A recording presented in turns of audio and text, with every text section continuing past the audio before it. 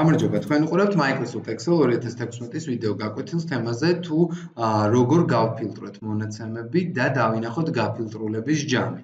მაგალითად, თუ ჩვეულებრივ ჩავალთ სვეტის ბოლოში და დავაჯამებთ პირობითად ასაკებს, ამ შემთხვევაში ვნახავთ, რომ არის ბრძანება ჩვეულებრივი ჯამი 3, შემდეგ გაიხსნება ჭხილი და მოვნიშნოთ კონკრეტული დიაპაზონი. კონკრეტული დიაპაზონის მონიშნის შემდეგ ვაწვევით Enter ღილაკს და მივიღეთ ჯამი 9987.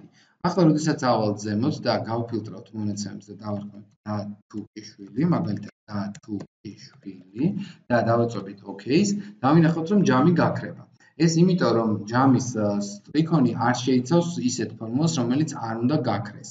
ასევე შემიძლია გაჩვენოთ, რომ ალაგ-ალაგ გამეთიშა სხვადასხვა ადამიანების გვარი, ანუ გამეთიშა სხვადასხვა სვეტი და ჯამი შეიძლება მაინც ჩამდეს და აკვირდით ის არ იცვლება და კვლავ არის 9987.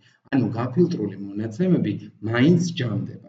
ჩვენი მიზანია დავწეროთ ფორმულა, რომელიც გაფილტრულ მონაცემებზე გამოიანგარიშებს მაინც შედეგებს. შედეგები შეიძლება იყოს ჯამი, საშუალო და ასე შემდეგ. ანუ ნებისმიერი ფუნქცია ეს იქნება ჯამის ფუნქცია, average, count თუ ასე შემდეგ. შეგვიძლია დავწეროთ ფუნქციის დახმარებით subtotal.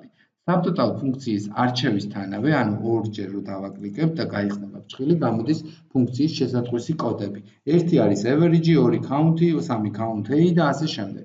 ჩვენ გვჭირდება ან ცხრიანი ჯამი ამ შემთხვევაში, ან გვჭირდება 109. ეს 109 და 9 განსხვავდება იმითი ძველი და ახალი Excel-ისათვის, ამიტომ Excel-ში დარჩა ორივე ეს ბრძანება. მოდით ნახოთ ახლა ბრძანება, რომელსაც ქვია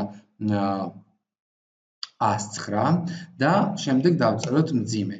მძიმის შემდეგ მოვნიშნოთ მაგალითად მთლიანი სვეტი და დავაჭიროთ Enter ღილაკს. ამ შემთხვევაში მივიღეთ 9987 და თუ ავმოვალთ, ისევ იგივე შედეგი გვაქვს, რა თქმა უნდა, და თუ ავიღებთ და მაგალითად გავფილტრავთ და თუ კი შვილით და OK-ს დავაწვევით, ანუ აი ამ შემთხვევაში უკვე ხედავთ, რომ ეს ფორმულა არ დაიკარგა და ჩანს უკვე გაფილტრულების ჯამი, ანუ დათუკიშვილის შემცველი უჯრების ასაკების სვეტის ჯამი 320.